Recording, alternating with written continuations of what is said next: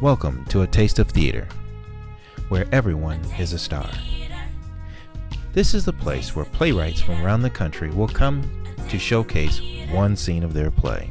Today's star is shining bright on playwright Agil Muhammed. We will see clips of his play, Washington Heights. And now, let's welcome our host, Victor Gulley.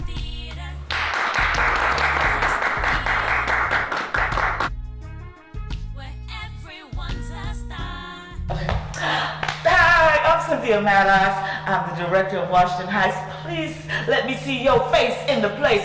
But you know what? I gotta go because rehearsal is going on and I want to be there. See ya. Cynthia, before you leave, can you tell us, what do you do for the play Washington Heights? Connecting the dots. You're the director then? Yes, and I'm connecting all the dots. And we're going to take you on an emotional journey. All right. See you Saturday night, June 1st. Welcome to A Taste of Theater, where everyone is a star.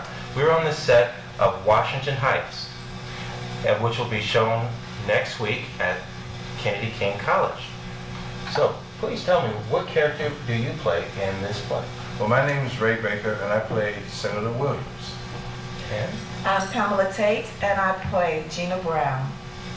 Hi, I'm Monty Montgomery, and my character is Donald Walker.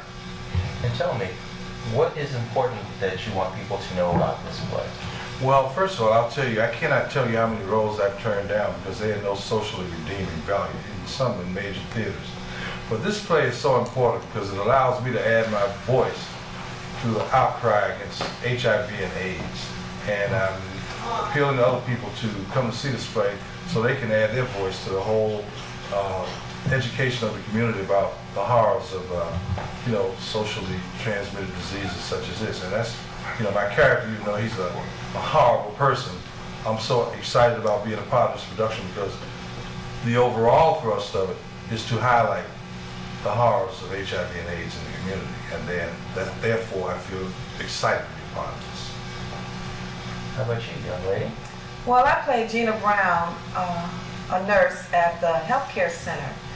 And I like my character because it is true, a lot of people of color are living with HIV, and a lot of people over 20s, 30s. It's hitting people in their 50s and 60s. And that's one thing this play brings out, that older Americans must be aware also that you need protection. If you're going to sleep with a different partner, you need protection because you can't look at someone and know whether they are carrying HIV/AIDS. And being in the medical profession, I know a lot of the medical secrets, but I can't say anything. And I see them go from person to person, and I can't say anything because I have that confidentiality. So I really enjoyed this play, and I hope a lot of people come out to see it just to make people more aware it can happen to me too. Again, I'm playing Donald Walker, and I'm excited about being in this play because of the message that it has. To echo my fellow cast members, the HIV is something that's very important. One of the lines that I have in the play is, you can't look at somebody and see if they have HIV. So as you get older, you think that you don't need protection, or you think that your partner is monogamous, but you don't know. So you have to keep yourself tested, you have to keep yourself safe, because once you have it, it's too late. There's nothing you can do but get the treatments after that. So I don't believe in trusting someone with something that is so important that can affect my life directly or even take my life. Wow, that's a very powerful statement. So what is it that you want people to know or walk away after seeing this play? Well, I want to say, first of all, that I think that in our society, you have so many people on the bottom rung of society who have no voice at all. What goes on in mainstream media doesn't really speak a lot to the problems that we have at the lower rungs of society. So plays like this really reach an audience that mainstream media does not meet. So what I hope people will take away from this is to just be safe relative to having sex, and to care about yourself and care about other people, and like the brother just said in the scene that we did, wrap it up. You young lady, what would you want people to walk away with? Basically, I echo the senator that we're just trying to make people more aware. I know a lot of people are aware, but I don't think we can play this too much or overdo it, because it's a terrible thing that happens. It's a terrible way to die, and it can be prevented. So just hoping people come out, besides learning something, I hope they're entertained. It's a murder mystery, you know, who done it? So I hope besides being informed a little more, being a little more aware, they're also entertained. I would like everyone to walk away with GYT, get yourself tested.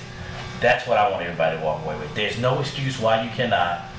We seem to do everything else but get ourselves tested. So GYT, get yourself tested. That's my line. That is her line. I'm glad you remembered it. We can all say it.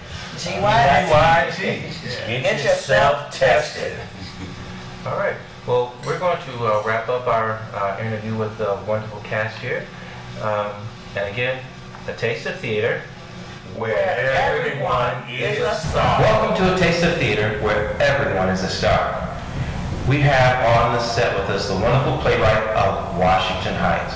Please introduce yourself, sir. Hi, I'm Agil Muhammed. I'm the writer and producer for Washington Heights, which will be premiering June 1st at Kennedy King College at 7 o'clock. Wonderful. So can you tell me, is this the first play you've written? No, it isn't. I've written 2 other plays. I've only produced 1 other play. And that was called A Man's Gotta Do. What a Man's Gotta Do. And I ran that play for about 3 years, and then I eventually made it to a 1-hour TV pilot. I submitted that to a film festival in Las Vegas, and I won first place. And so, Wow. I write drama field. There's a lot of drama in there. I went to Chicago State, and I got a master's in psychology, so I did a lot of counseling. I was a counselor for like 10 years, so I heard a lot of stories. Wow. And for some reason, I could walk into a room full of people, and I'll end up either meeting someone and talk to a counselor or with another counselor. So it's just the way my life has been. You can't reveal this. The only way I can get this out of me, I have to purge, is to write. Wow. So, if this story here is about HIV, and It has the word HIV, yes it does. what inspired you to write this story? Well, I wanted to write a story that I thought could last. I like to write stories that last. I don't want to write stories that, you know, if you bring it back around, nobody want to see it. I don't want Washington Heights to be running 10, 20, 15 years from now. I want people to buy copies of Washington Heights and play them in different theaters. So I had to come up with a story that I thought was unique and also solid. So there's a phenomenon that I noticed, and that deals with older people we call baby boomers. Right now, baby boomers make up 20% of the American population. So right now, 20%, 1 in 5 people walking this United States is over 50 years old. I need to write to that audience. They're gonna be here for a while. They've got the money to spend. They need to be entertained. They need to see stories that reflect them. And pertain to them. And pertain to them. And also, the thing about Washington Heights, I didn't just write about baby boomers, because they're not isolated. Baby boomers live amongst everyone.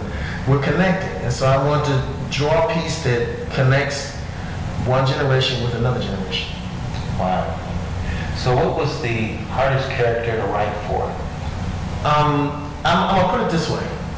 It wasn't one particular character, because I got a lot of characters in my head. I hear so many people's voices when I'm writing. The thing was to make sure that I had a villain that nobody would like. I had to make this villain like somebody very heinous, and we were able to come up with that. And I worked with the director who just left, Miss Maddox, and I had the pieces there. But people need to be able to relate to the characters, and that's something sometimes you need a director to do. Because to me it makes perfect sense.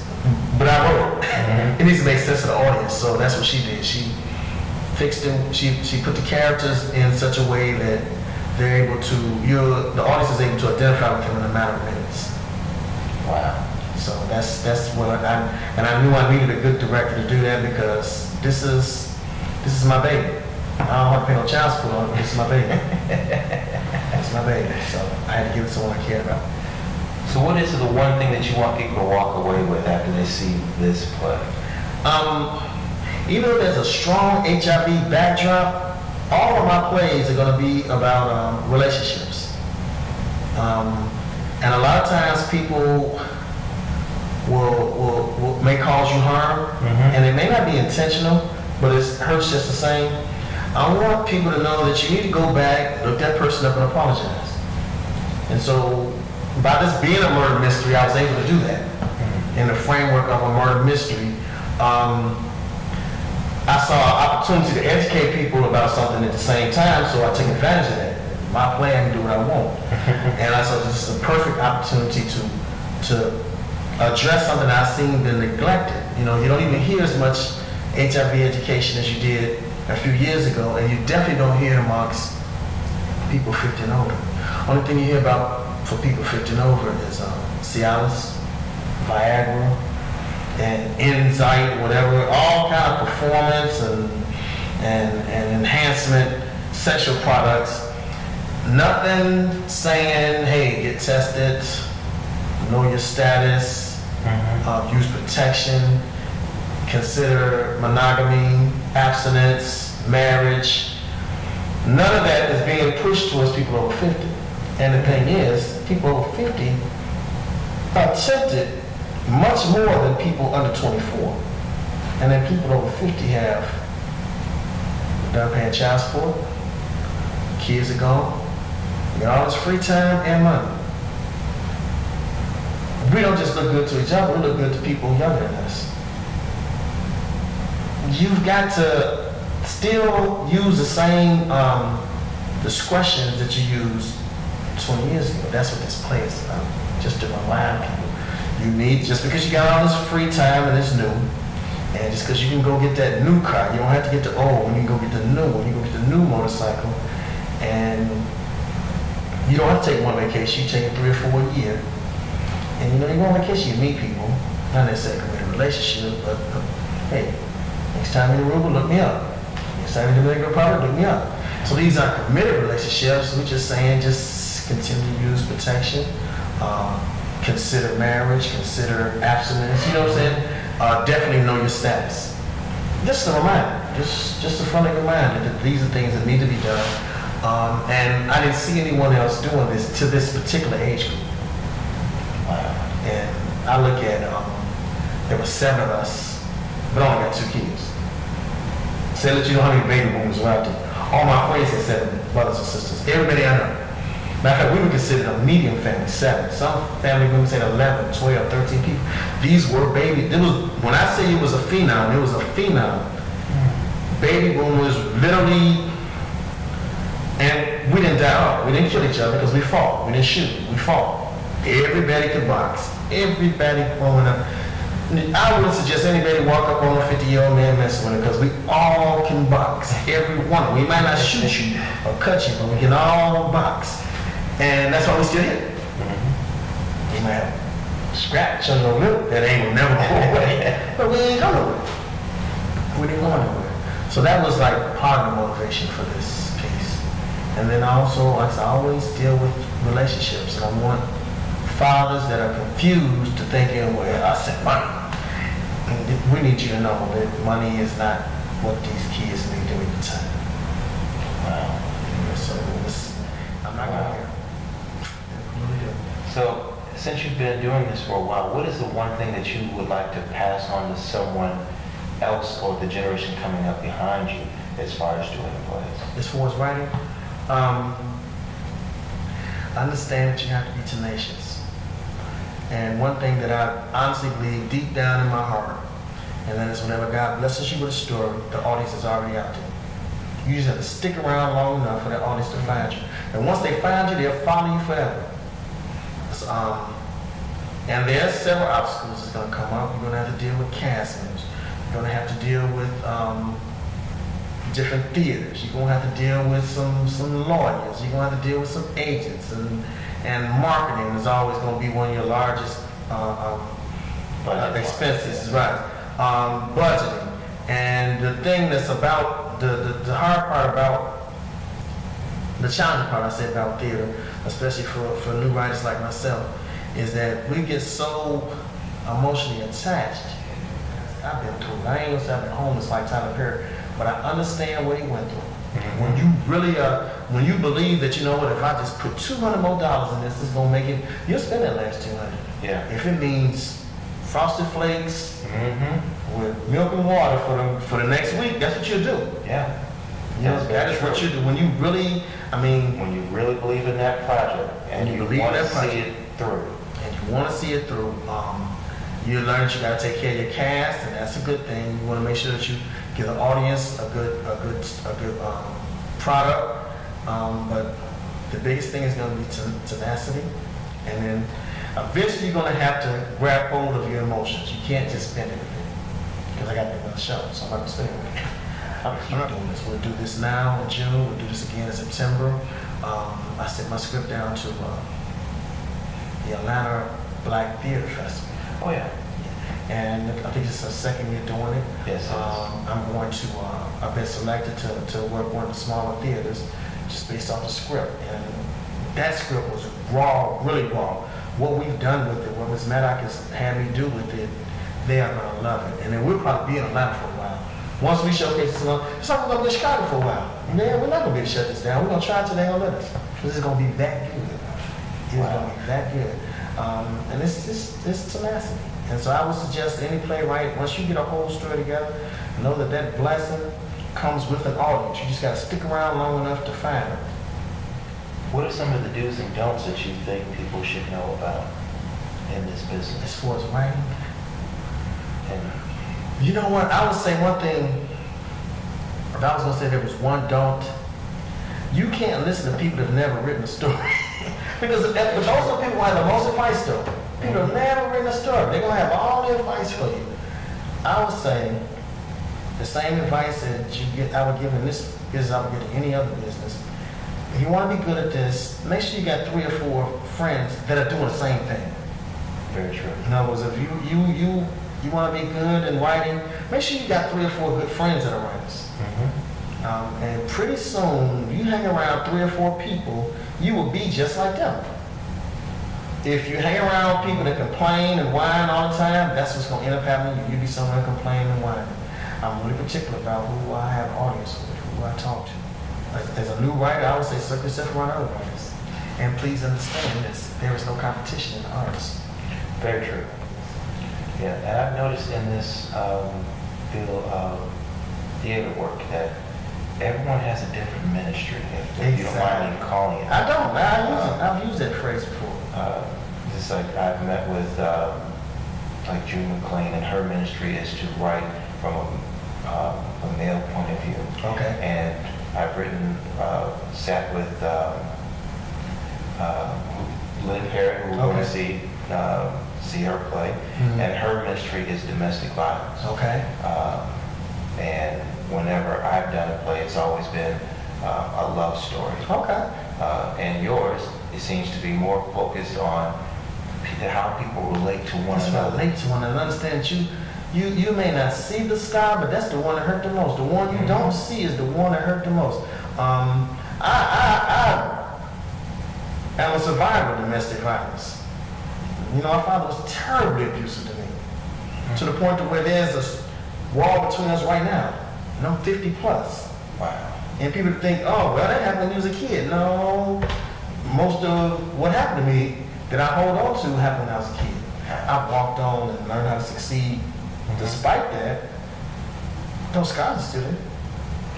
That's interesting, and I think you should reiterate that one line that I think was... The scars you don't see are the ones that hurt the most. Yes, that is. You know, so that's what I just want people to know, that sometimes, you know, you may not even be physically abusive to your child. Ignoring that child sometimes hurts worse. Wow. And I hear people say, oh, well, you know, I said money, that's all they really wanted. Dude, that kid didn't get that money. That's very true.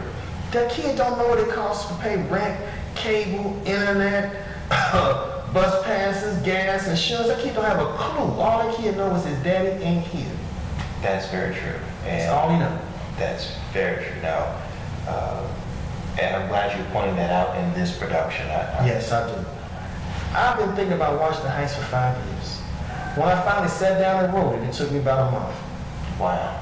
That's what I'm saying. When you're ready to just do it, it just comes. It just comes on it. That's very true. And also, it will connect with people that need to hear your message, that need to be blessed by your message.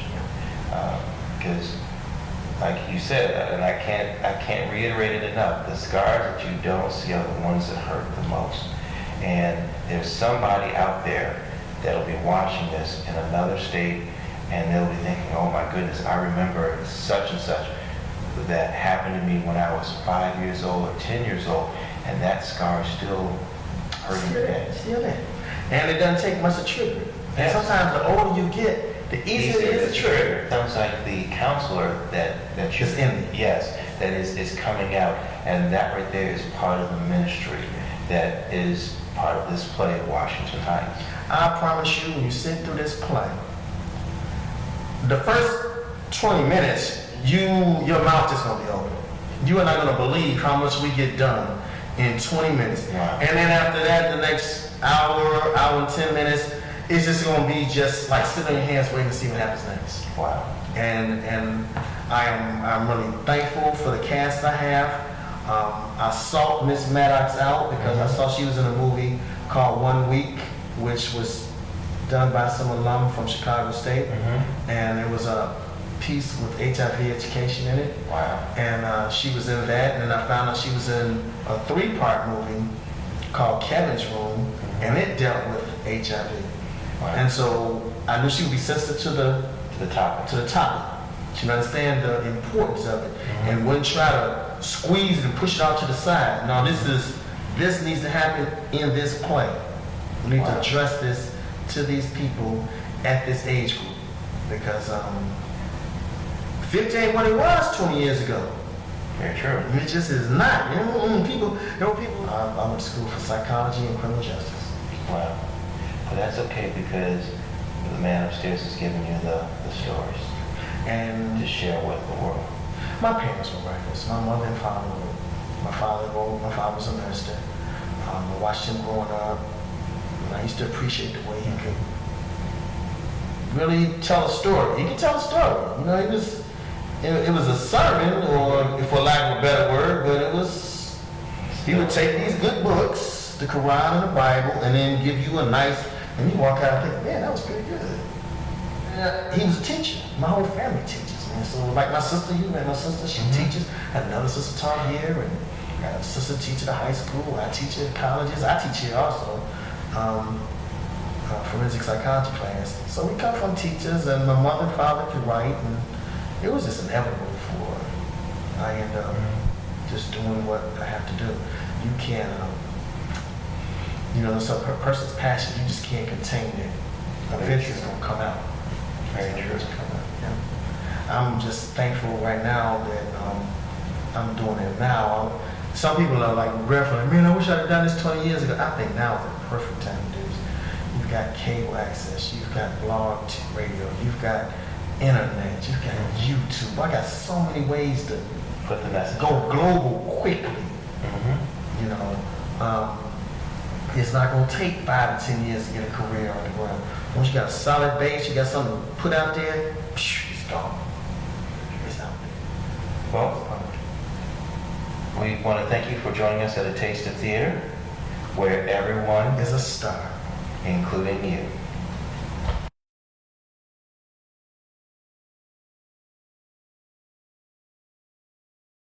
Ass is catching up with you.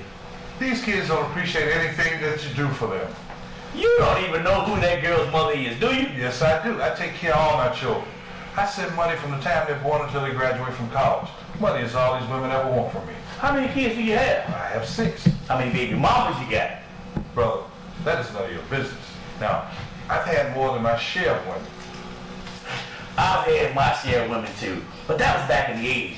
Ever since I met my wife and I looked in those beautiful eyes of hers, oh boy, Her eyes make the stars seem like they're not shiny. Her hair fall perfectly without her trying. She's so beautiful, and I tell her every day. You see, she's the only one that had a child for me. Because I knew I could really never be a good father if I had kids scattered all over the city.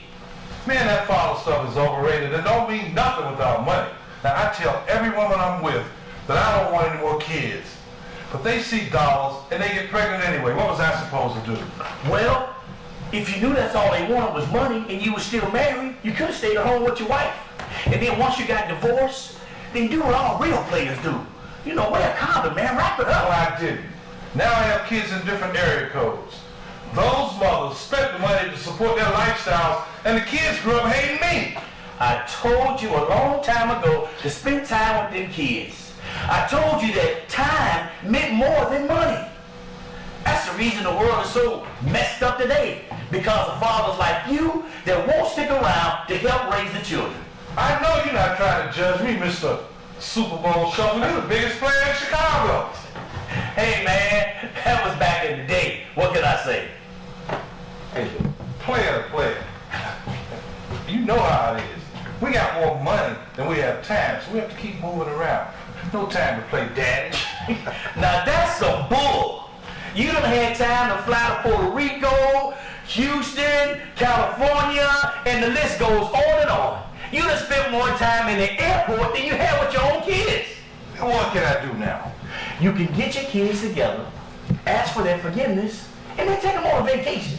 Well, why would I go through all that trouble? Those women got what they wanted from me, money. The kids didn't get what they wanted. They didn't ask to be